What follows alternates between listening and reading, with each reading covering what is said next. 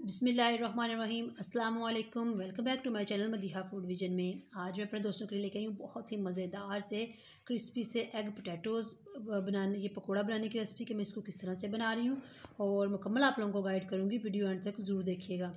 तो spicy egg pakora बनाने के लिए हम लोगों को जिन चीज़ों की ज़रूरत होगी, ये मेरे पास 4 अदद मैंने ये छोटे आलू लिए हैं और इनको मैंने इस तरह से कद्दूकश करके रख लिया। आप लोग देख सकते हैं, पहले इनको अच्छी तरह से मैंने वॉश कर लिया था।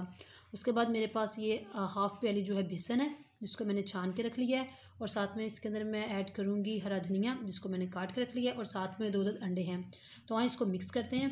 सबसे पहले ये मैंने खाली बाउल ले लिया एक, और जो मैंने ये अपने काट के रखे हुए थे आलू, इनको ऐड किया इसके अंदर। साथ में मैं इसके अंदर अब ऐड कर रही हूँ 2 अंडे।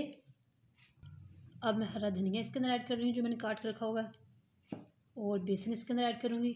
बेसन इसके अंदर मैंने हाफ़ प्याली रखी है, लेकिन अभी फ़िलहाल मैं इसके अंदर 3 खाने के चमचे, ये आप लोग देख सकते हैं, मैंने इसके अंदर भर के 3 खाने के चमचे ऐड कर रही हूँ। और बाकी हम लोग मसाले इसके अंदर ऐड करेंगे।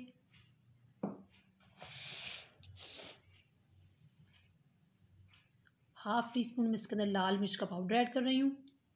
1/4 टीस्पून इसके अंदर नमक ऐड करूँगी। हाफ़ टी स्पून ही इसके अंदर हम लोग धनिया पाउडर ऐड कर रहे हैं।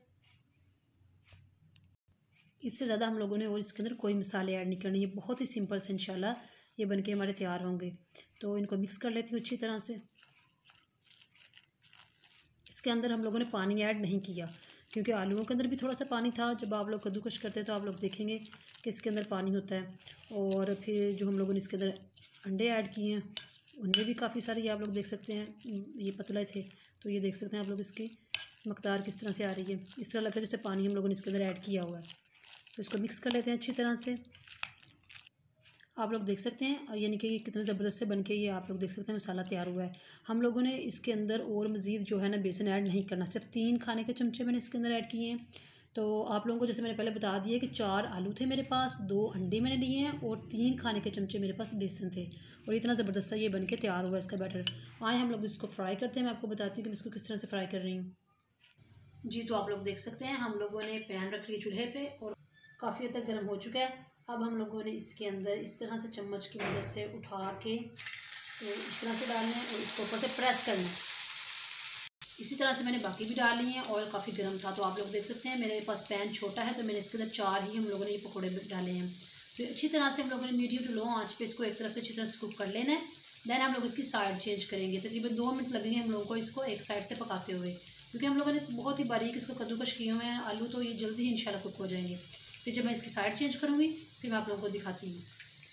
एक साइड से ये कुक हो चुके हैं, तो अब मैं इसकी साइड चेंज कर रही हूँ। इस तरह से आप लोग देख सकते हैं कितना ज़बरदस्त माशाल्लाह कलर आया एक साइड से। तो इसको हल्का सा ऊपर से प्रेस करेंगे ताकि ये अच्छी तरह से कुक हो जाए दूसरी साइड से भी। इसी तरह से हम लोग सबकी साइड चेंज कर लेंगे और मज़ीद 2 मिनट के लिए इनको दूसरी साइड से पका लेते हैं।